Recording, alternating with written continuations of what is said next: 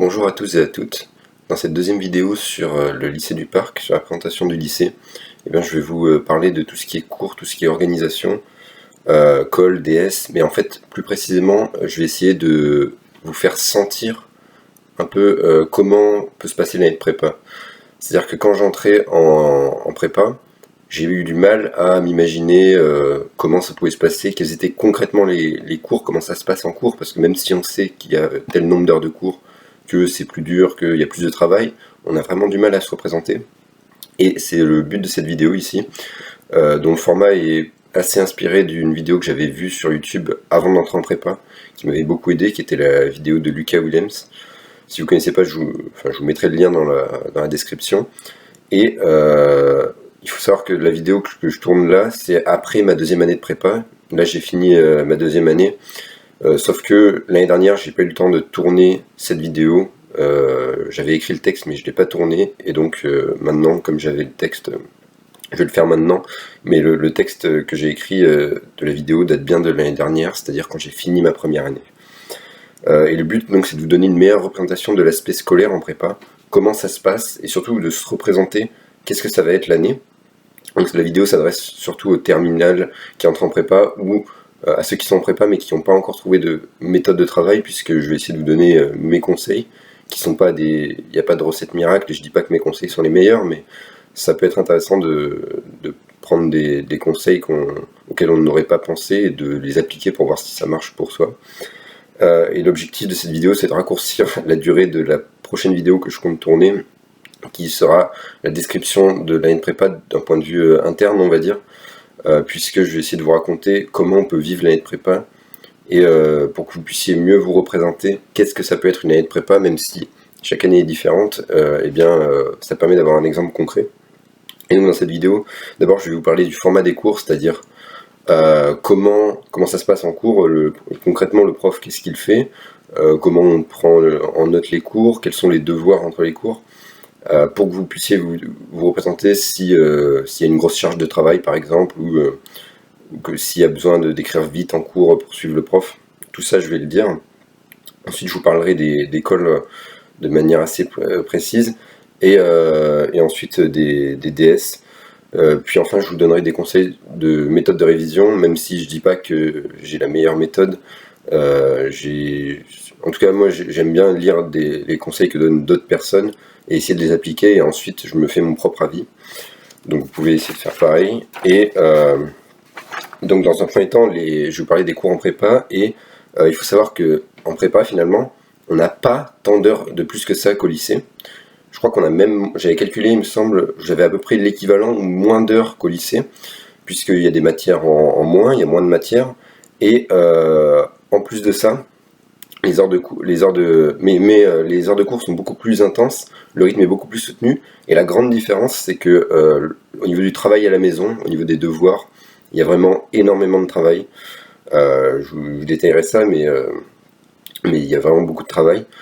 Et ici, le format des cours que je vais vous présenter, c'est les cours que j'ai reçus quand j'étais en HX2, donc c'est une classe de MPSI en première année, au lycée du Parc, avant la réforme, mais de ce que j'ai entendu après la réforme, le format des cours en prépa change pas du tout en fait. Enfin, la réforme change pas grand chose au programme des prépas, ni au fonctionnement des cours surtout. Tout d'abord pour les maths, faut savoir que c'est... moi j'étais en MPSI, mais je pense que c'est le cas dans les autres filières comme PCSI, PTSI. Les maths sont beaucoup plus abstraits, beaucoup plus denses, il y a beaucoup plus de choses à savoir qu'en terminale. Sachant que j'étais en terminale LES, donc peut-être qu'avec le nouveau programme c'est moins violent la transition, mais je pense qu'il y a quand même un saut entre la terminale et la prépa. On avait 12 heures de cours par semaine, enfin 12 heures de maths, on avait 10 heures de cours où le prof nous faisait du cours, et 2 heures de TD, où on corrigeait le TD qu'il nous avait donné. Il faut savoir que le cours concrètement, le prof en fait écrivait tout au tableau. Ça peut vraiment dépendre des profs, mais en général j'ai remarqué qu'il y a beaucoup de profs de maths qui aiment bien tout écrire, et donc le prof de maths écrivait tout au tableau, et en fait fallait juste recopier ce qu'il faisait. Il donnait aussi des polis, mais personnellement je trouve que c'est une mauvaise idée de prendre les polis, parce que le fait d'avoir un poli déjà, on est moins je dis pas, on a plus de temps pour écouter, mais on est moins dedans, c'est-à-dire qu'on est plus passif qu'actif pendant le cours. Et pour retenir, pour que le cours soit vraiment intéressant au niveau de la mémorisation, il faut vraiment se forcer à faire l'effort. Et c'est pour ça que je trouve que le cours manuscrit est beaucoup mieux que le cours en poly. En plus de ça, le cours manuscrit, il y avait moins de choses inutiles puisque le prof allait à l'essentiel. On peut faire un code couleur, ça je vous le conseille vraiment. Si vous écrivez, si vous avez un cours manuscrit, d'essayer de faire un code couleur. Par exemple en maths, je mettais les exemples en bleu, les démonstrations en vert, les grosses propriétés en rouge et le reste du cours en noir. Ce qui fait que c'est très visuel. Dès que je regardais mon cours, on voit directement où est-ce que sont les démonstrations, où est-ce que sont les exemples, et c'est très pratique pour réviser. Donc je vous conseille de faire ça. Je vous conseille vraiment de faire un cours manuscrit, c'est-à-dire d'écrire à la main, parce que ça permet d'être plus actif et de mieux mémoriser. Le prof de maths aussi conseillait de faire comme ça, puisqu'il disait qu'écrire des maths aide à comprendre les maths. Alors en maths on avait 27 chapitres dans l'année, ce qui est pas mal, sachant qu'un chapitre c'est pas rien, puisqu'un chapitre c'est l'équivalent de 40-50 pages en moyenne. On avait des chapitres qui a été de 10-15 pages et on avait des chapitres on a un chapitre qui a monté jusqu'à 120 pages. Bon ça c'était vraiment un gros chapitre, mais en général ils peuvent aller jusqu'à 80-90 pages. Je parle en manuscrit, hein, en poly ce serait infâme, mais c'est des pages manuscrites, donc c'est moins immense que ce qu'on peut imaginer.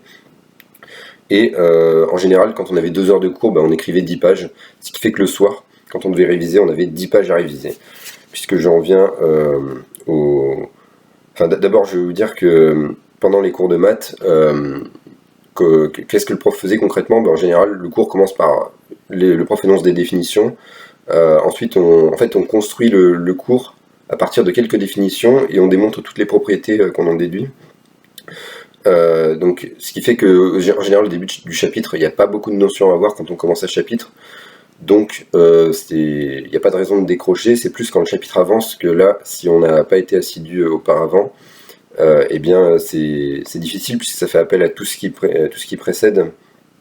Donc, il faut vraiment essayer d'être assez assidu sur ça.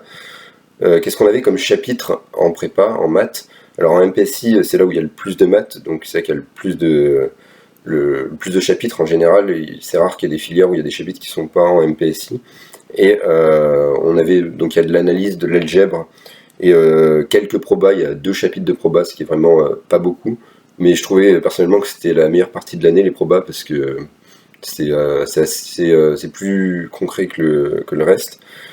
Et je vais vous mettre un lien du programme, vous pouvez l'avoir sur prépa.org, mais globalement il y a beaucoup de chapitres, et dès le début de l'année on commence par des chapitres qui changent beaucoup de la terminale, puisque au 2e chapitre je crois on a vu les bijections, et déjà c'était beaucoup plus abstrait que ce que j'avais vu en terminale, donc ça fait un petit choc quand on arrive, et c'est surtout quand on arrive en algèbre, quand on commence à faire des cours d'algèbre, que là il y a vraiment une rupture je trouve. Puisqu'il y a une partie de la classe qui comprend très bien l'algèbre, qui est très forte dans l'algèbre. En fait, c'est en algèbre que les gens forts en maths sont beaucoup plus forts que les autres. Et personnellement, je faisais pas trop partie de ces gens-là. Mais ça montre que l'algèbre, c'est vraiment pour moi le point de rupture où il y a vraiment une différence qui se marque entre 2 classes.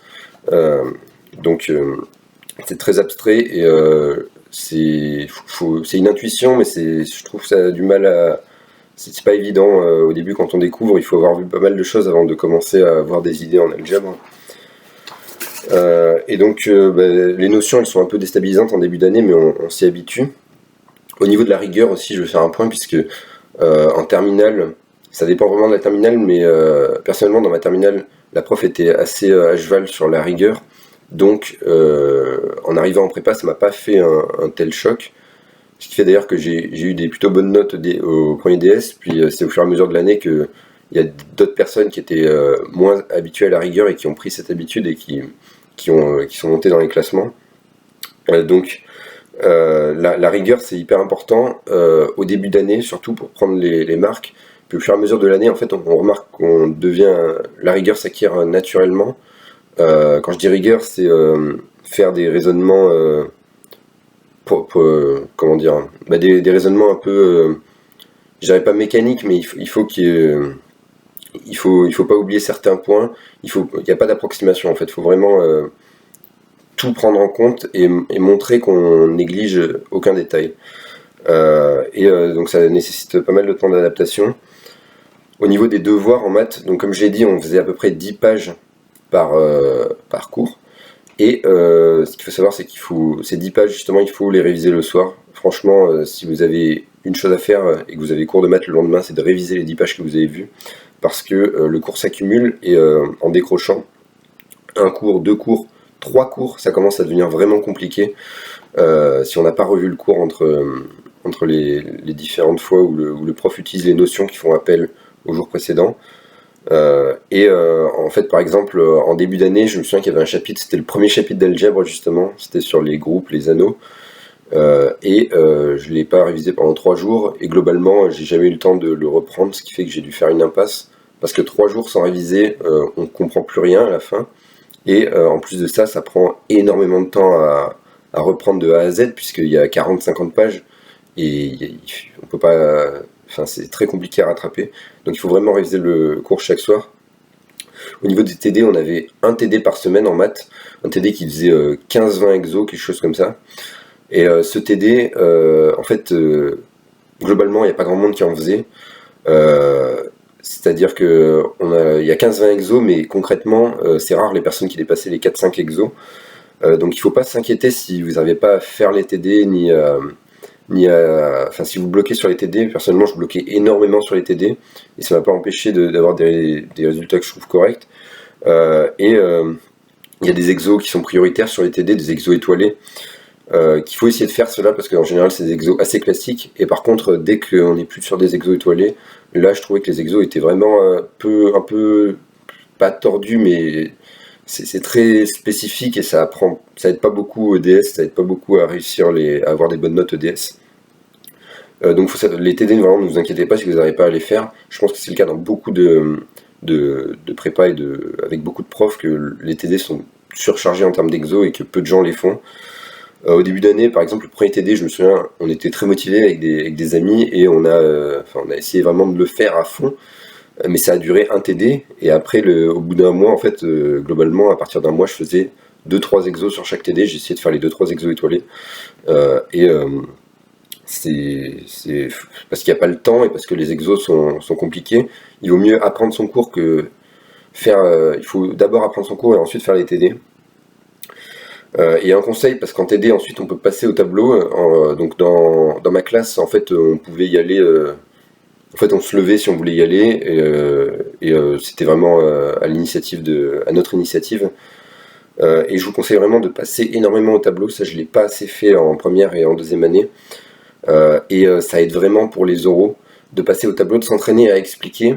Et même sur un exo, c'est intéressant en fait sur un exo que vous avez cherché, mais où vous avez eu un gros blocage à un moment, puisque vous allez au tableau, certes, vous allez avoir le même blocage en arrivant au tableau, mais vous allez pouvoir expliquer pourquoi ça vous bloque et qu'est-ce que vous auriez aimé faire par exemple.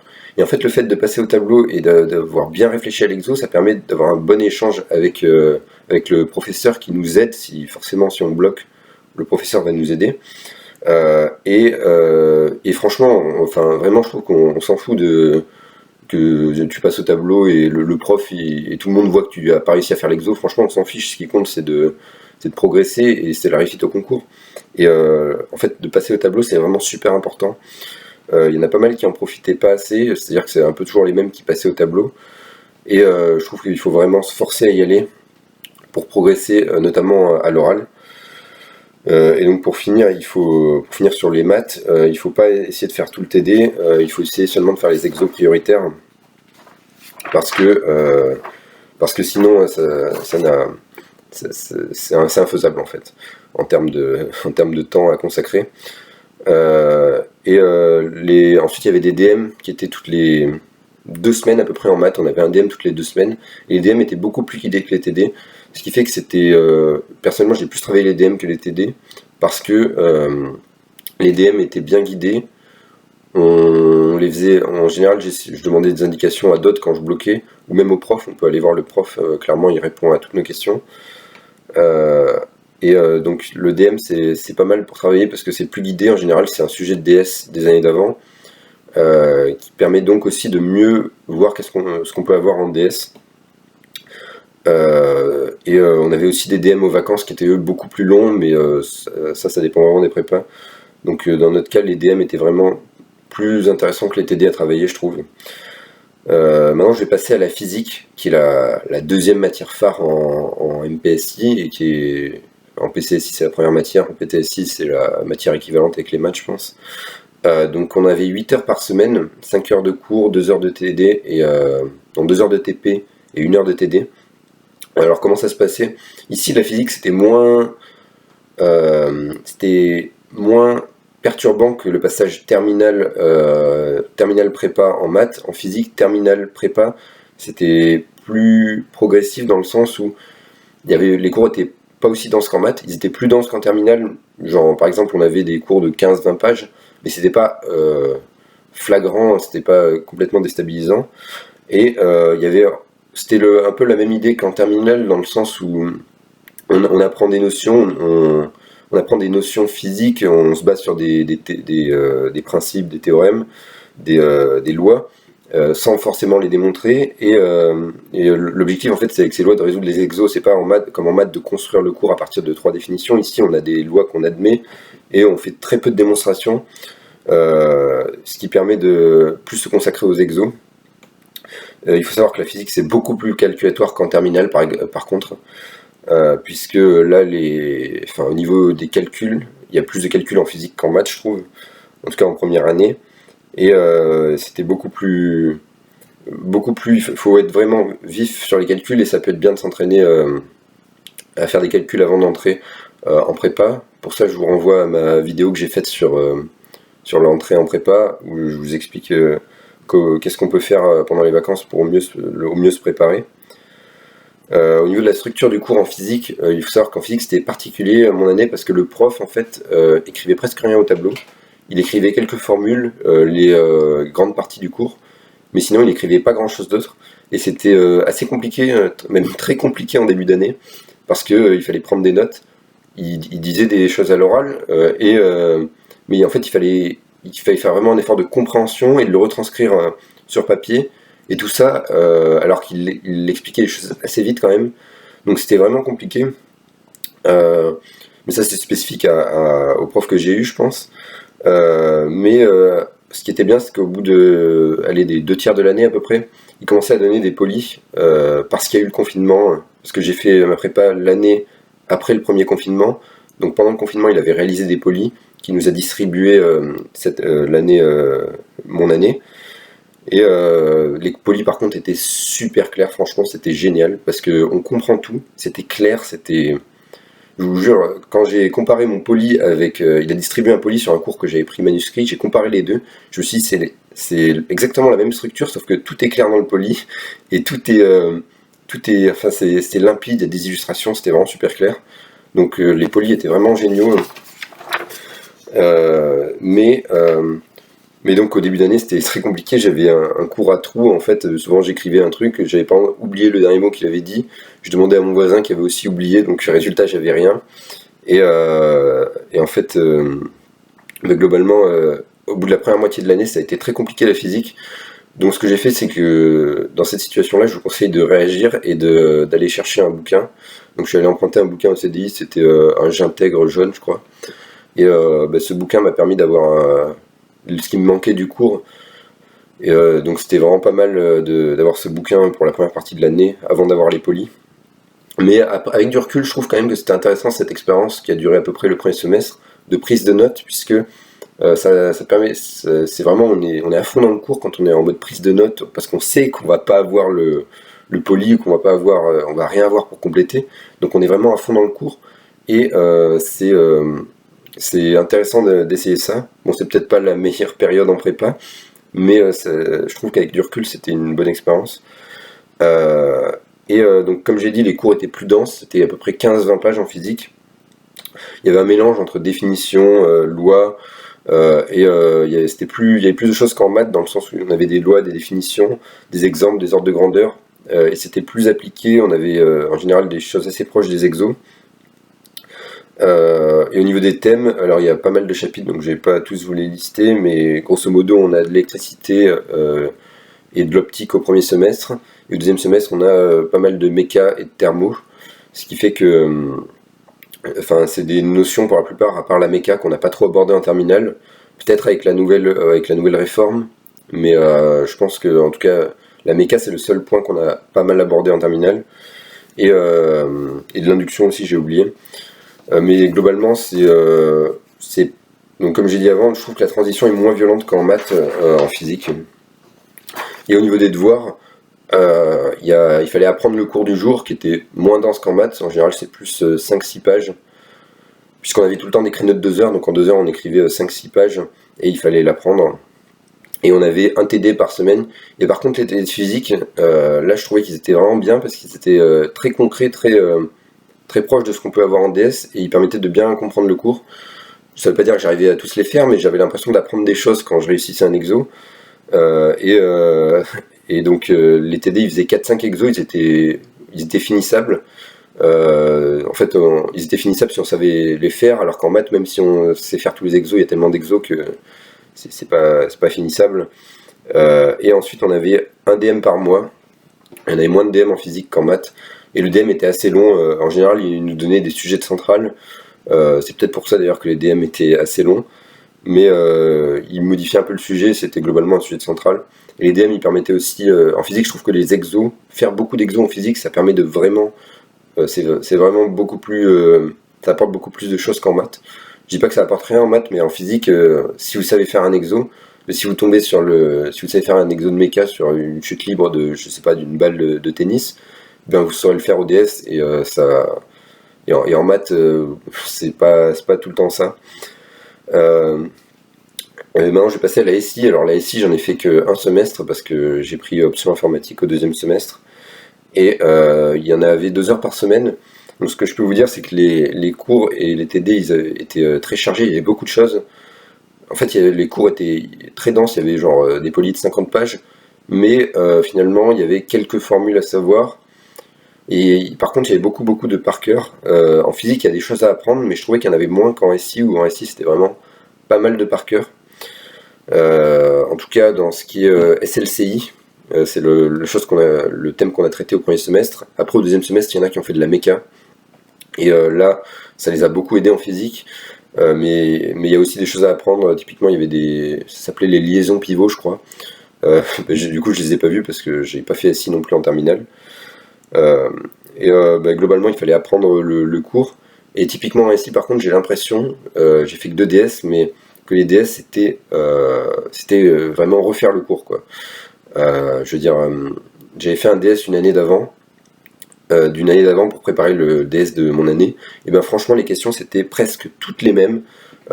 C'était juste le thème qui changeait, c'est-à-dire en fait, le prétexte du DS, il parle de, je sais pas, d'un robot, d'un télésiège, de choses comme ça. Et après, les questions, en fait, ça demandait les mêmes choses, c'est juste que c'était pas le même contexte. Donc, ici, j'ai l'impression que si on travaille très sérieusement la matière, il y a moyen d'avoir vraiment des bonnes notes. Mais en fait, c'est une matière qu'on avait que 2 heures par semaine, donc on avait 2 heures de cours une fois, 2 heures de TD une autre, et c'était difficile d'y consacrer du temps, je dirais, parce que il y a 2 heures, en fait, avec les maths et la physique prennent énormément de temps en dehors des cours, donc au niveau de l'ASI, il fallait essayer de chercher les TD chez soi, mais il y a peu de temps à y consacrer, donc faut essayer de faire au mieux. Ensuite, il y avait l'informatique. Alors, quand je dis informatique, c'est l'informatique pour tous, qui est dans toutes les filières, je crois. On avait 2 heures par semaine, une fois du cours, une fois du TD. Et c'était donc on code en Python. Nous, personnellement, on avait, ça c'est spécifique à ma classe, je pense, on avait un prof d'info qui faisait le cours, qui nous donnait les polis, et notre prof de maths qui nous faisait faire les TD. Et en informatique, là, c'est très intéressant d'en avoir fait avant, d'avoir essayé de coder en Python, d'avoir les bases du Python, on va dire, avant d'entrer en prépa, puisque, en tout cas au lycée, les profs étaient pas très, comment dire, ils attaquaient avec des choses déjà assez dures pour quelqu'un qui a jamais vu Python. Donc je trouve que c'est vraiment intéressant d'avoir appris les bases de Python avant la prépa. Pour ça, il y a plein de tutos en ligne. Je crois qu'il y en a un, c'est sur le site... Enfin, vous avez pas mal de cours de prépa en ligne, vous pouvez essayer de vous avancer. Et le prof donnait des polis de cours en informatique. Il n'y avait pas grand chose à retenir en fait. Les polis, autant en SI il y avait pas mal de choses à apprendre, autant en informatique il faut savoir faire les TD plutôt que d'apprendre le cours. Et on avait des entraînements à faire d'une séance sur l'autre, donc c'était des petits exos, mais il n'y avait pas beaucoup de travail. C'était des exos qui prenaient 1 heure maximum s'ils étaient longs pour tous les exos. Et donc c'est une matière qui est un peu comme la SI, on n'a pas beaucoup de temps à y consacrer. Et ensuite, on avait l'anglais. L'anglais, moi, anglais, ça correspond à ma LV1. Je vous parlerai après de la LV2. J'avais 2 heures par semaine d'anglais, on était en demi-groupe, ce qui fait qu'au lieu d'être 47 par classe, on était 25 à peu près. Et la structure du cours, c'était un peu plus... moins, on va dire... le cours était moins structuré qu'en maths et physique. Quand je dis structuré, c'est pas forcément péjoratif, mais c'était moins tout le temps la même chose. C'est-à-dire que souvent ça variait. Des fois on corrigeait des DS, des fois on corrigeait les traductions, des fois on analysait des textes, on lisait des articles. On sentait que c'était plus, ça dépend des jours ce qu'on fait. Et il y avait moins de fil conducteur. L'anglais aussi, c'est une matière comme l'informatique où ça peut être pas mal de l'avoir travaillé beaucoup pendant les vacances et avant la prépa, parce qu'on ne progresse pas beaucoup en prépa. Il y avait au niveau des devoirs, on avait de temps en temps 10-15 phrases à traduire. Alors ça prend un peu de temps, mais je trouve que c'est bien de le faire, puisqu'après on les corrige en classe. Les traductions, c'est le sujet de concours de Minpon. C'est-à-dire que c'est à Minpon qu'on a des traductions à faire, et c'est quand même, ça compte pas mal dans l'épreuve, donc c'est important de les faire. Ensuite, on avait du vocabulaire à apprendre, et ça, par contre, c'était un peu délirant ce que nous demandait le prof. Parce que le prof nous donnait à peu près 350 mots à apprendre toutes les 3 semaines, et globalement, il n'y avait personne qui les apprenait, en fait. Parce qu'il y a pas le temps, en fait, d'apprendre 350 mots toutes les 3 semaines, et surtout, c'est inimaginable de les retenir à long terme. Si on les apprend, si on les retient une semaine après, déjà, c'est bien. Il y avait des tests en classe, donc bon, il faut essayer de sauver les meubles, mais je trouve qu'il n'y avait pas assez de temps à consacrer pour apprendre 350 mots. En revanche, je trouve que c'est bien d'apprendre du vocabulaire, notamment en utilisant Anki. Si vous ne savez pas ce que c'est, je vous réfère à ma dernière vidéo sur l'entrée en prépa. Et en fait, il vaut mieux, je pense, apprendre un peu de vocabulaire, mais du vocabulaire utile avec des tournures un peu... des tournures qui peuvent laisser croire que vous êtes fort en anglais. En fait, il faut vraiment essayer d'apprendre du vocabulaire utile plutôt que d'apprendre beaucoup de vocab où là c'est pas très utile, je trouve. Et ensuite, c'est une matière, l'anglais, je trouve, qui paye vraiment, parce que il faut pas la négliger du tout, parce que elle est présente à tous les concours, aux écrits et aux oraux. Et c'est une matière où, en travaillant, on progresse vraiment. C'est-à-dire, si vous écoutez pas mal de choses en anglais, si vous lisez pas mal en anglais, ben vous allez ça se construit tout seul. Il n'y a pas forcément besoin de prendre un livre de grammaire et de faire des exos de grammaire de façon un peu lourde. Il vaut mieux essayer de faire de l'anglais un peu passivement, d'apprendre du vocabulaire, de regarder des choses en anglais et de se forcer à réutiliser le vocabulaire. Ça, c'est très important, je trouve, quand vous apprenez du vocabulaire. Ben dans les jours qui suivent, il faut essayer, si vous avez à écrire un texte, de replacer le vocabulaire. Même si c'est pas... souvent, je me forçais, ça faisait des tournures un peu forcées des fois, mais ça permet de mémoriser le vocabulaire mieux que si on l'a seulement appris. C'est-à-dire qu'il faut faire une première couche à l'apprendre avec Anki, et une deuxième couche en le réutilisant, et ça permet il nous vient plus facilement à l'esprit si on l'a déjà utilisé, que si on l'a juste appris par cœur avec Anki. Donc je vous conseille de vous forcer à réutiliser les mots de vocabulaire. Ensuite, je vais vous parler du français philo. On avait 2 heures par semaine, et ça c'est la matière qui a été un peu la plus négligée, je pense, en première année. Ne la négligez pas en deuxième année, par contre. Et en fait, en français philo, on avait 2 heures par semaine. La prof écrivait quelques trucs au tableau, mais je pense que je vais pas me faire d'ennemis si je dis que la prof était pas hyper sérieuse. Ça, c'est vraiment le cas de la prof que j'ai eue.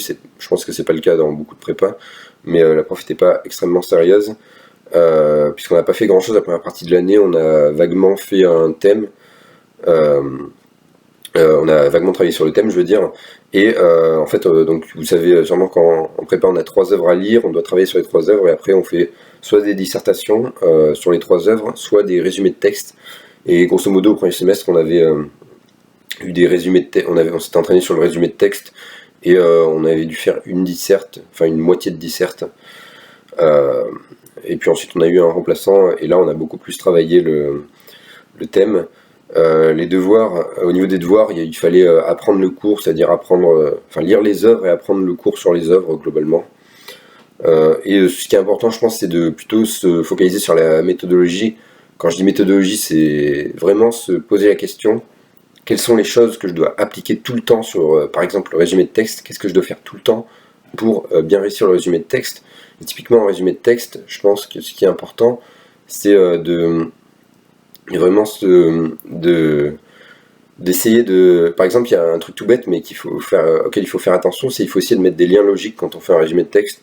Il faut utiliser des mots du style donc, par conséquent.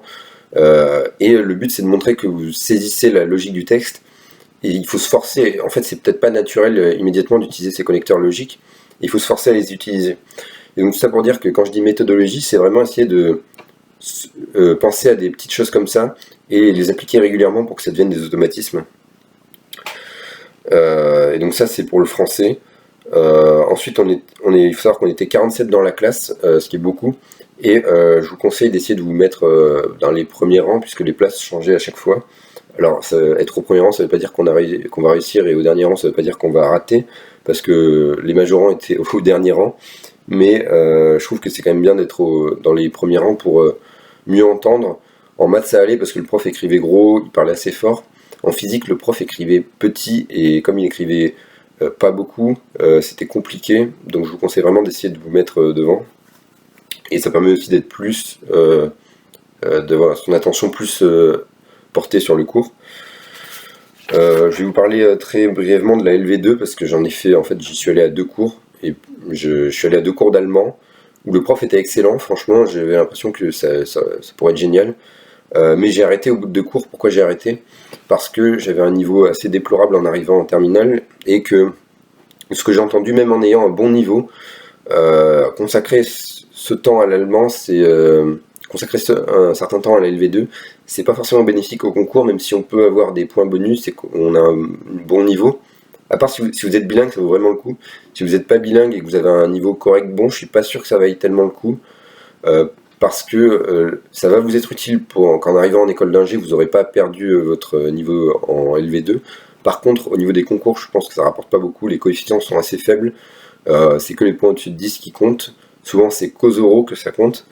Et ça demande pas mal d'investissement si vous voulez essayer d'avoir une note au-dessus de 10. Donc je trouve que faut soit aimer la matière et vouloir que ça nous serve en école d'ingénieur, soit être bilingue. Sinon c'est pas très rentable pour les concours. Et ensuite il y a le sport. Alors le sport, il n'y a pas de créneau, les créneaux sport globalement c'est quand on n'a pas cours. On y va quand on veut, on avait 2 heures par semaine. Et il faut valider 10 séances par semestre. Sachant que mon année, comme il y avait le gymnase était fermé à cause du Covid, et ce qui fait qu'on n'avait pas d'obligation sur les séances, il y avait beaucoup moins de sport. Le gymnase était fermé, la seule chose qu'on pouvait faire pendant toute une partie de l'année, c'était aller au parc de la Tête d'Or et aller courir. Et par contre, c'est vraiment génial. Je vous conseille de faire un maximum de sport en prépa. Quand je dis un maximum de sport, c'est pas se forcer à faire du sport, mais quand vous sentez que au niveau du cerveau vous saturez, vous en pouvez plus de faire des exos, mais franchement vous sortez, vous allez courir, vous pensez plus au cours, et puis vous revenez et franchement ça libère l'esprit. Moi je faisais ça à peu près 2 fois par semaine, j'allais courir parce qu'il y a des moments où on sature mentalement. Et donc le sport est vraiment essentiel en prépa. Il y en a qui en faisaient pas, après je pense que ça dépend aussi pas mal des gens. Personnellement j'avais vraiment besoin d'aller faire du sport quand je saturais mentalement. Et je pense que niveau du temps on peut se dire faire du sport, je perds du temps pour mes révisions, c'est pas rentable. Si, parce qu'en fait en revenant du sport on est plus en forme et donc on assimile mieux le cours, on est plus concentré. Et sur le long terme faire du sport, sur l'année, ça je pense que c'est bénéfique. Maintenant j'ai fini pour la description du format des cours, je vais vous parler des cols. Alors les groupes de cols ils étaient préconstruits à la rentrée, c'est pas nous qui avons choisi, en général c'était par ordre alphabétique. On était par 3, et donc l'école en MPSI on a une en maths chaque semaine et on alterne entre physique et anglais, une semaine sur deux. Les colleurs étaient... quand on imagine la colle, souvent on s'imagine la colle comme un truc où on se fait casser, on se fait démonter par le colleur. On imagine ça comme un mauvais moment. Ça arrive des colleurs qui sont très cassants, qui déstabilisent, mais globalement la plupart des colleurs ils sont normaux, j'ai envie de dire, c'est-à-dire qu'ils se comportent comme le feraient des... en gros ils veulent pas, ils prennent pas plaisir à casser les gens, quoi. Ils sont là pour voir si on sait notre cours, ils posent des exos, ils donnent des indications, et faut pas avoir peur des colles, même si c'est assez stressant. En maths et en physique, on était trois avec un colleur pendant 1 heure.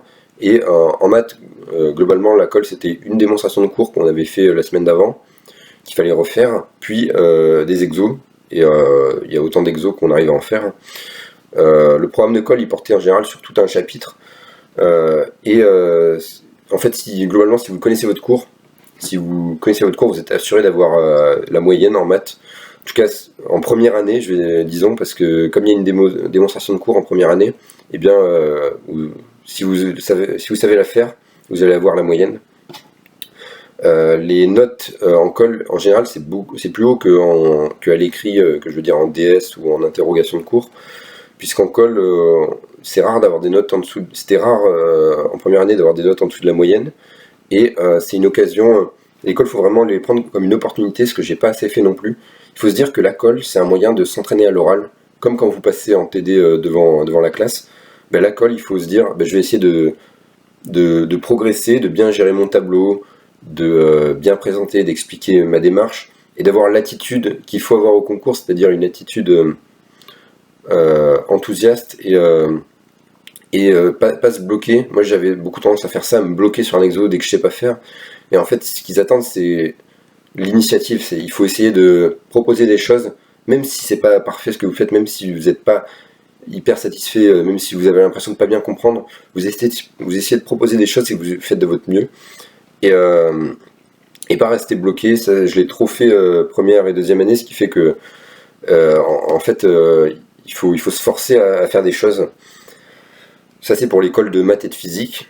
En anglais, il y a des passages de 20 minutes. En fait, on passait un par un pendant 20 minutes. En gros, on était 3, ça durait 1 heure, et on passait 20 minutes chacun notre tour. Donc le premier qui passait avait préparé son texte avant. En général, on nous donne un article ou une vidéo, et on doit faire un résumé puis un commentaire dessus. Ensuite, le deuxième, il préparait pendant que le premier passait, et le troisième préparait pendant que le deuxième passait. Ce qui fait que l'école d'anglais par contre c'est beaucoup plus stressant, parce que ça veut pas dire qu'on aura une moins bonne note ou que c'est plus dur, mais c'est stressant parce que il faut parler pendant 10 minutes en anglais, et si on n'a pas un niveau terrible en anglais, c'est assez stressant. Ma première colle d'anglais, j'étais hyper stressé, franchement, je savais pas comment j'allais faire, parce que 10 minutes en anglais c'est compliqué si on n'est pas bilingue. Par contre je trouve que c'est les meilleurs entraînements, peut-être plus même qu'en maths et en physique, puisqu'en anglais ça nous force à parler anglais, ça nous force à faire appel à des connaissances pour faire un commentaire, à essayer de se forcer à faire... en gros, c'est très enrichissant une colle d'anglais, pour le niveau d'anglais. Ça renforce la culture générale, ça nous permet de parler en anglais, parce naturellement, on va pas parler en anglais, on n'a pas de contexte pour parler en anglais autre que l'école d'anglais, et éventuellement en cours d'anglais. Ce qui fait qu'on parle très peu anglais, et l'école, c'est l'occasion vraiment de progresser. Par contre en anglais, les notes étaient beaucoup liées au niveau de langue. C'est-à-dire que si vous faites un bon commentaire, mais que vous avez un mauvais niveau de langue, vous aurez entre 10 et 15. Si vous faites un mauvais commentaire avec un mauvais niveau de langue, vous n'aurez pas la moyenne. Et si vous faites un commentaire moyen avec un très bon niveau de langue, vous aurez facilement 15-16. Je pense, franchement, de ce que j'ai vu, tous les gens qui étaient bilingues avaient toujours des notes au-dessus de 16. Et ça m'étonnerait qu'en fait ça veut dire qu'ils font tout le temps des bons commentaires. Je pense que c'est très lié au niveau de langue. Donc essayez de travailler sur l'accent, sur le vocabulaire que vous employez pour progresser. Et donc ces cols d'anglais, comme j'ai dit, étaient assez stressantes. Et pour la petite anecdote, il y a une colle d'anglais où en fait il faut tenir 10 minutes. J'ai tenu 5 minutes de commentaires, puis 5 minutes de résumé. Puis j'ai pas réussi à faire de commentaires pendant les 20 minutes de préparation, parce que 20 minutes c'est assez court. Donc j'avais pas de commentaires et je suis arrivé devant la colosse d'anglais et au bout de 6 minutes, il fallait que je tienne encore 4 minutes et j'avais plus rien à dire. Donc je l'ai regardé, elle m'a regardé, elle a compris. C'est assez gênant à ce moment-là, mais il faut essayer d'éviter que ça arrive justement. Donc il faut essayer de prendre toute l'école comme des entraînements, comme des moyens de progresser en vue des oraux des concours. On ne se rend pas assez compte que les oraux des concours, c'est là où tout se joue en fait, plus qu'aux écrits, puisqu'ils sont plus coefficientés. Donc il faut profiter de ces cols comme des entraînements, comme des moyens de progresser, et donc vraiment être dans l'optique de je vais essayer d'appliquer des automatismes qui sont des bonnes choses à appliquer aux oraux des concours. Maintenant, je vais parler des DS. Alors les DS, c'est une grosse partie de l'année, puisqu'on en a un de 4 heures à peu près tous les samedis. Nous, c'était le samedi matin, il y en a, c'est d'autres jours, par exemple, au milieu de semaine. Samedi matin, je trouve que c'était bien, parce que on a moyen de récupérer un peu. Le vendredi soir, souvent, je faisais pas grand-chose. Je révisais vite fait le cours lié au prochain DS, mais j'avais pas de TD, enfin, il n'y avait pas d'impératif. Donc ça permet d'arriver un peu plus frais au DS. Et en maths, les DS, c'était souvent des sujets avec pas énormément de questions, mais des questions assez dures, bien que c'était plus guidé qu'en TD, beaucoup plus guidé. C'était progressif aussi, ce qui fait qu'on est moins sujet à être bloqué très rapidement.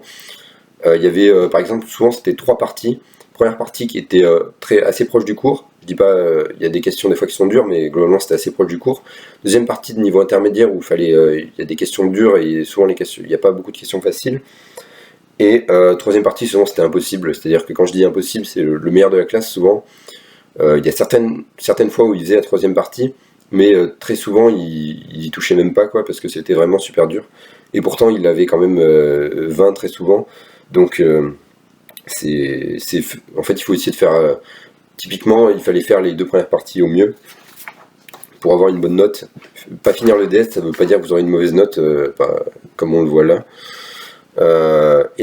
C'est vraiment une épreuve en maths, c'est une épreuve de recherche et de rigueur, c'est-à-dire, quand je dis recherche et rigueur, c'est-à-dire que si vous n'êtes pas rigoureux, vous allez perdre beaucoup de points pour des trucs bêtes souvent.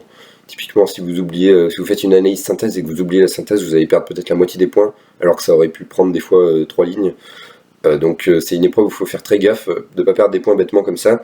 Et c'est une épreuve de recherche parce qu'il n'y a pas énormément de questions, donc on est souvent à pas mal réfléchir sur les questions. C'est moins de la vitesse, je trouve, que dans d'autres matières. Donc il vaut mieux essayer de faire peu, mais bien le faire, que d'essayer d'aller vite et finalement de passer à côté de pas mal de choses et de perdre beaucoup de points. Donc même si la vitesse, c'est bien d'être rapide, c'est pas le facteur primordial. En tout cas en première année. En deuxième année, sur les sujets de concours, ça dépend des concours, mais c'est moins le cas. Ici en première année, il faut vraiment être focalisé sur bien être rigoureux et essayer de faire bien les questions, plutôt que d'en faire beaucoup. En physique par contre, les DS, ils duraient 3 à 4 heures. Souvent le prof il prenait un sujet de centrale, et là par contre c'était vraiment une épreuve où il fallait aller super vite. C'est-à-dire quand je vous dis super vite, c'est si vous voulez avoir une bonne note, faut tracer, quoi, parce que il y a peu de questions qui rapportent beaucoup, et en fait pour bien réussir, il faut faire beaucoup de questions, quitte à les faire moyennement. Il faut essayer de bien les faire pour pas perdre trop de points, mais c'est moins pénalisant qu'en maths parce qu'il y a beaucoup plus de questions. C'est peut-être lié au fait que le prof prenait des sujets centrales, parce qu'aux mines et à Polytechnique et CCP, je sais pas trop, mais mines et Polytechnique, les sujets sont beaucoup plus compliqués. Il y a moins de questions et elles sont plus dures. Donc pour le coup là c'était vraiment une épreuve de vitesse. Vitesse de rédaction, rédiger vite, donner les arguments essentiels, et vraiment faut pas traîner, quoi. Si vous commencez à hésiter, vous dites je suis pas sûr, vous mettez ce que vous pensez le plus probable et vous sautez, parce que sinon vous allez perdre trop de temps. Par exemple, le premier DS de physique, j'ai raté, j'ai pas eu un très bon classement, j'étais 20e je crois, et je suis resté 1 heure sur 2-3 questions qui me bloquaient en fait, et ça c'était complètement stupide. J'aurais dû sauter les questions, parce que en fait vous pourrez toujours prendre des points. Il n'y a pas un moment où vous serez bloqué par toutes les questions et où vous devrez revenir sur les questions d'avant en physique à centrale. Donc il vaut mieux essayer d'aller vite. En général vous finirez pas le sujet, donc vous aurez toujours des points à aller grappiller plus loin. Donc je vous conseille vraiment d'essayer d'aller vite. Et par contre, faire très attention aux erreurs de calcul en physique, parce que les erreurs de calcul, ça pénalise énormément. Ça coûte très cher, même si on s'en rend compte un peu plus tard. Ben, souvent, il faut reprendre 3-4 questions, donc il faut faire très attention. Les DS de SI, ensuite, ils étaient pas... J'ai pas grand-chose à dire, j'en ai fait 2. En général, il faut connaître bien le cours. Quand je dis il faut connaître bien le cours, ça peut paraître évident, mais ce que je veux dire, c'est que il y a des matières en maths ou en informatique, je veux dire, où vous connaissez pas bien le cours, mais vous savez faire des TD, ça va marcher. En SI, si vous connaissez pas le cours, c'est-à-dire que s'il vous manque 1 ou 2 formules, mais que vous savez faire certains exos, ben, ça va pas passer du tout, parce que il faut connaître pas mal de choses par cœur. Les sujets étaient assez épais, mais beaucoup plus finissables qu'en maths et en physique. Je l'ai pas dit, mais en maths, les sujets, si en maths, les sujets sont infinissables. En physique, il y en a certains qui étaient, il y a un sujet de chimie, il était finissable par exemple, j'étais pas trop loin. Et il y en a qui finissaient les sujets des fois, mais c'est assez rare, mais c'est faisable. Et, au niveau de la SI, c'était plus finissable, c'est-à-dire qu'on peut voir tout le sujet globalement. Au niveau de l'informatique, on a eu 2 DS aussi, on n'en a pas eu beaucoup. Il faut faire très gaffe en informatique parce que le code, quand on écrit du code à l'écrit, oui, quand on écrit du code, et bien, si on oublie un 2 points ou un élément de syntaxe, et ben, ça va coûter cher en points. Par exemple, si vous allez oublier les 2 points dans la définition de la fonction, ben, vous allez peut-être perdre 0,5 sur 1 ou 0,5 sur 2. Et donc c'est débile, hein, mais vous perdez pas mal de points comme ça. Donc il faut essayer de faire gaffe, très attention au code et de s'habituer à faire du code juste plutôt que de directement à l'ordinateur vérifier si notre code est juste. Essayer de regarder pour voir s'il est juste sans le tester. Ensuite on avait des DS d'anglais, où là en anglais les épreuves sont assez différentes pour les concours. À Centrale et à l'X c'est des synthèses de documents. Il y a l'X qui a un commentaire, un article d'opinion à faire, tandis qu'au Mines, c'est un thème, c'est-à-dire une traduction d'un texte qui est assez court, puis deux essais à écrire. Donc il fallait s'entraîner à toutes les épreuves, et globalement les DS, quand on faisait des DS de cours, c'est-à-dire sur les heures de cours, on faisait des... parce que je l'ai pas dit, mais les DS en langue, en informatique et en SI, ils se sont fait pas le samedi matin, mais sur les heures de cours, parce qu'il n'y avait pas de créneau dédié. Globalement, on trouvait des créneaux. Donc tout ça pour dire qu'il faut s'entraîner à tous les formats en anglais, ce qui fait qu'il y a il faut s'adapter aux différents formats, et c'est moins la même chose tout le temps qu'en maths et en physique. Et finalement en français, il y avait des résumés de texte qui étaient de 1 ou 2 heures, et des dissertations de 4 heures. Donc grosso modo, bon, j'ai pas grand chose à dire sur le français, faut essayer d'appliquer les méthodes, et après en français, j'ai pas trop de conseils à vous fournir. Voilà. Et enfin, j'ai passé au dernier point de la vidéo qui est ma méthode de révision. Alors je vais pas vous dire ma méthode est super bien appliquée là, franchement ça a marché. Non, je vous propose plutôt des idées que j'ai croisées, que j'ai lues, que j'ai essayé d'appliquer et que je trouve pas mal pour essayer de réviser. Comment réviser? Ça veut pas dire que ça marche tout le temps, ça veut pas dire que ça marche pour tout le monde, parce que on dit souvent qu'il y a une méthode, les méthodes c'est personnel et il faut s'adapter, mais je trouve que c'est bien en tout cas qu'on propose des méthodes pour qu'ensuite les gens puissent les essayer, et après si ça leur convient pas, tant pis, mais je trouve ça pas inutile de dire la méthode c'est personnel donc j'ai pas de conseils à fournir. Non, il y a forcément des trucs qui reviennent, et ça peut être intéressant de les partager. En maths, donc comme je l'ai dit, il faut vraiment essayer d'être actif. Quand vous êtes dans votre cours de maths, il ne faut pas lire le cours et dire ah ouais cette propriété, ah ouais je comprends, ok, passons à la suivante. Il faut, la première fois on peut essayer de faire ça, de lire et d'essayer de comprendre ligne à ligne, mais ensuite il faut se forcer à réénoncer, faire appel à nos connaissances sans voir le cours. Et pour ça, alors je vais en parler après, mais faire des fiches de révision, ça peut être vraiment bien, puisque l'objectif c'est de ne pas lire son cours, parce que si vous lisez votre cours, vous retenez rien en fait. Enfin, vous retenez, mais sur un jour, quoi. Il faut faire une mémorisation active pour que ça rentre bien dans le cerveau. Pour les démonstrations, par exemple, je vais parler des démonstrations en colle. Comment je réalisais mes démonstrations?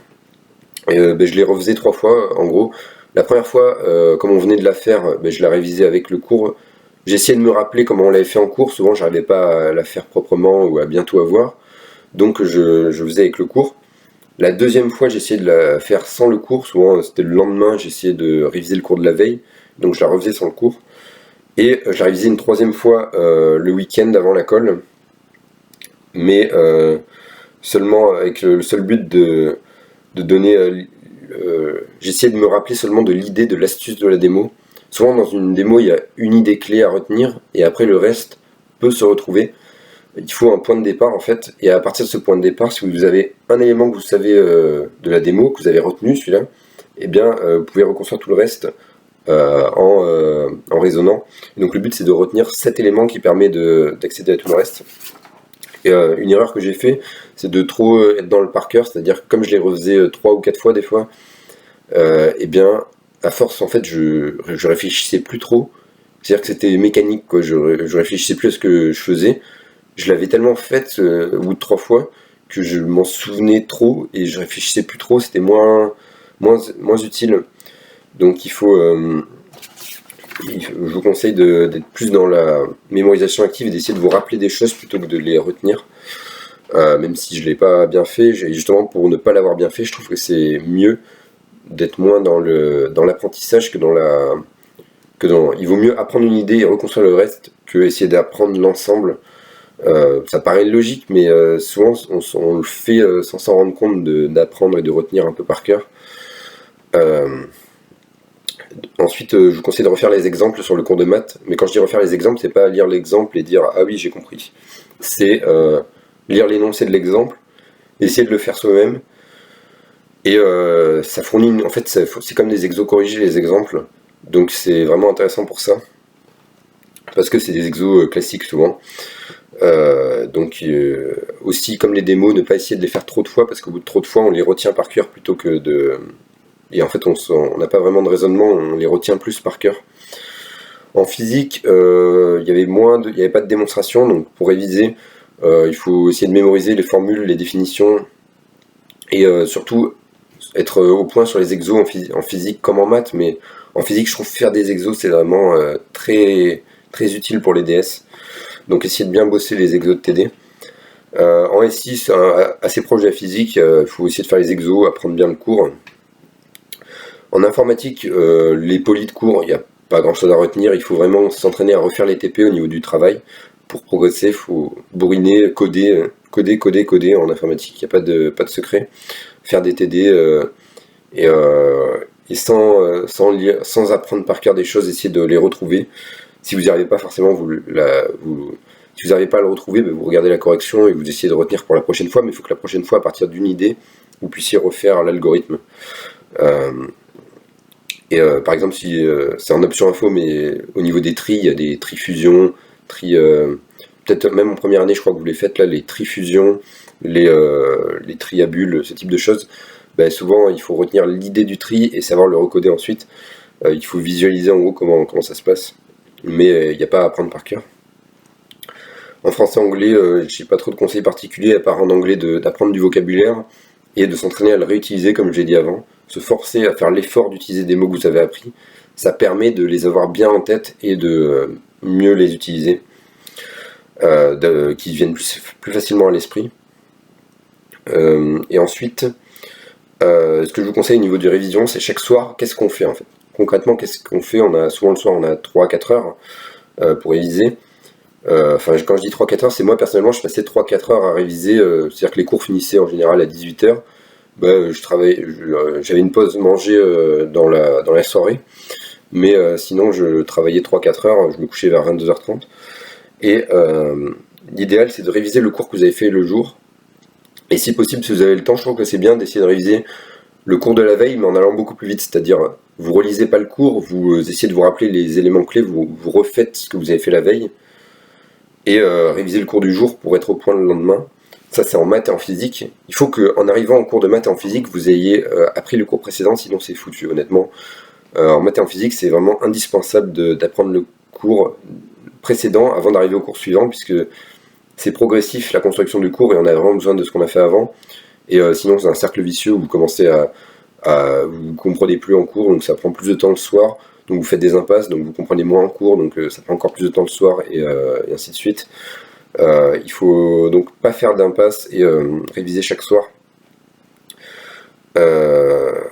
Pour l'école, il y en a pas mal qui révisaient à fond l'école, c'est-à-dire qu'ils se mettaient à fond sur l'école. Personnellement, je trouve que c'est pas le mieux, parce que l'école, si vous avez appris votre cours chaque soir et que vous l'avez révisé le lendemain, il n'y a pas de raison qu'en colle ça se passe mal. Il n'y a pas besoin de passer des heures à réviser son cours avant la colle, ça met du stress plus qu'autre chose. Donc ce que je faisais, c'est que chaque semaine j'ai une colle de maths et éventuellement une colle de physique, je révisais le cours le week-end, le dimanche après, je révisais le cours pendant 2 heures, et avec les fiches dont je vais vous parler après. Et après, j'y repassais pas du temps dessus en semaine, parce qu'il y a déjà trop de choses à faire en semaine. Je préférais passer du cours sur le cours que je viens de faire en semaine, le soir, plutôt que de réviser un cours d'il y a 1 ou 2 semaines, parce que sinon on commence à prendre du retard, à décrocher, et je trouve que c'est vraiment pas bon d'être trop stressé par l'école. Ensuite, donc je vous ai dit, mémoire active, mémoire passive, il faut vraiment privilégier la mémoire active. Alors, en anglais, avec Anki, c'est faisable. En maths et physique, vous allez me dire comment on fait pour privilégier la mémoire active. Il faut utiliser des fiches de révision. Fiches de révision dont a parlé Lucas Willems dans sa vidéo. Je vous renvoie au lien que j'ai mis en description. Mais grosso modo, les fiches de révision qu'il a présentées, je les ai pas. Moi, c'est en voyant sa vidéo que j'ai commencé à le faire et je trouvais que c'était une bonne idée, puisque c'est en gros le principe, c'est vous écrivez un mot et à partir de ce mot, vous devez refaire le cours. Je dis pas que c'est lui qui l'a inventé, mais en tout cas, c'est un truc qui permet de vraiment favoriser la mémoire active et c'est vraiment très utile, puisque déjà, on enlève tout le superflu. Typiquement, en maths, je mettais pas les exemples dans mes fiches. Je mettais le nom des théorèmes, le nom des définitions, le nom des... en physique, je mettais le nom des... Je sais pas, je mettais acide par exemple, et j'écris acide sur ma fiche, et je dois donner la définition d'un acide. En maths, je mets théorème Durand, mais je dois réénoncer le théorème Durand, toutes les hypothèses, toutes les conclusions. Alors, ce qui est plus compliqué, c'est quand vous avez une propriété un peu pas bancale, mais une propriété qui a pas de nom en fait, et donc là, il faut essayer de trouver des noms pour s'en rappeler sans trop en dire. Je vous mettrai une photo d'une fiche que j'ai faite, mais globalement ces fiches, en fait, je me suis rendu compte en 2e année que ça correspondait à peu près au programme de colle que nous donnaient les profs. En maths pas trop parce que c'était pas assez détaillé, je trouve, mais si vos profs vous donnent des programmes de colle, souvent c'est le principe de la fiche, c'est-à-dire que vous avez le nom de la notion, mais il explique pas ce que c'est. Donc c'est à vous de retrouver ce que c'est. Et ça permet vraiment d'apprendre activement le cours. Donc je vous conseille de faire ça, soit faire vos propres fiches, soit utiliser les programmes de colle. Et vous mettez tout le cours dans la fiche, en maths et en physique. Quels sont les avantages de cette fiche? D'une part, vous faites une mémorisation active, donc vous retenez plus longtemps. D'autre part, c'est très rapide à réviser. Si le cours vous le connaissez, vous allez lire les trucs un à un et ça va aller super vite. Vous lisez par exemple, je sais pas, mais si vous avez 3 théorèmes d'affilée, si vous tournez vos pages de cours, vous lisez le premier théorème, vous vérifiez que vous savez tout, ok, deuxième théorème, ok. Si vous voyez juste le nom du théorème, vous vous dites ah oui, ça je sais, je passe, et on gagne du temps. Les fiches, elles prennent pas beaucoup de place, franchement elles sont assez petites par rapport à la taille des cours, et donc ça permet de mémoriser, comme j'ai dit, beaucoup plus durablement et plus rapidement. Le seul inconvénient de ces fiches, je trouve, c'est que c'est très fatigant mentalement de faire de la mémoire active. Par exemple, le week-end, je révisais en fait souvent on avait un chapitre de maths en colle, et ce chapitre il faisait jusqu'à 80 pages, et quand j'avais 80 pages à réviser et que je refaisais tout, souvent ça me prenait 2-3 heures avec la fiche. Sans la fiche ça m'aurait pris beaucoup plus longtemps, mais avec la fiche ça me prenait 2-3 heures, et mentalement c'est fatigant quand il y a 80 pages à se remémoriser. Donc il vaut peut-être mieux essayer de passer les éléments que vous savez, hein, plutôt que de les refaire en entier, parce que mentalement ça peut épuiser rapidement. Donc je vous mettrai une photo de ces fiches, et c'est bien pour apprendre des choses, c'est insuffisant pour acquérir des méthodes. Pour les méthodes, il faut vraiment privilégier les exos, travailler les exos classiques, mais en fait ces fiches, elles ne permettent pas c'est pas un subterfuge, c'est pas un remplaçant aux exos. Il faut continuer à faire les TD, mais c'est un remplaçant à la méthode de révision du cours, c'est un complément, on va dire. C'est pas le cours, il y a besoin du cours, mais ça donne une méthode de révision. Et ces fiches, je les faisais en maths, physique, informatique et en SI. Je trouve que c'était moins efficace en informatique, ça servait pas à grand chose parce que le cours, il n'y avait pas grand chose à retenir, mais en maths et en physique, c'est très utile. Et comme je l'ai dit avant, c'est l'équivalent en fait du programme de colle. Ça, je m'en suis rendu compte un peu tard, mais que les programmes de colle, grosso modo, ils faisaient à peu près ce que les fiches que je faisais proposer. Donc vous pouvez utiliser les programmes de colle. Et donc là, je vais vous expliquer vous donner les conseils que je pense bien pour réviser. Et toute cette vidéo, donc la vidéo va se terminer maintenant, et cette vidéo en fait était très focalisée sur l'aspect pratique des cours, l'aspect scolaire. Dans la prochaine vidéo que je veux faire, je vais vraiment me focaliser sur l'aspect la vie en prépa, quoi. Comment on peut vivre la prépa, les coups durs au moral, comment faire face, comment ça peut se passer. Et le but, c'est que vous puissiez vous projeter, vous imaginer, vous dire que peut-être que mon année ressemblera à ça. Et personnellement, j'avais fait ça avec la vidéo de Lucas Williams, puisque sa vidéo avait un peu le même format que celle que j'ai faite là. Je me suis inspiré, et je trouvais que c'était vraiment incroyable pour se rassurer de la prépa. Et donc là, cette vidéo était très méthode, très conseil, mais vous permet également d'avoir une vision de ce qui est l'aspect scolaire en prépa. Et dans la prochaine vidéo, je vous raconterai ma première année, comment je l'ai vécu au niveau du ressenti. Mais maintenant j'ai fini ma deuxième année, et si j'ai le temps cet été, je vous ferai une vidéo concernant ma deuxième année. En tout cas, ça m'a fait très plaisir de faire cette vidéo, et je vous dis à la prochaine.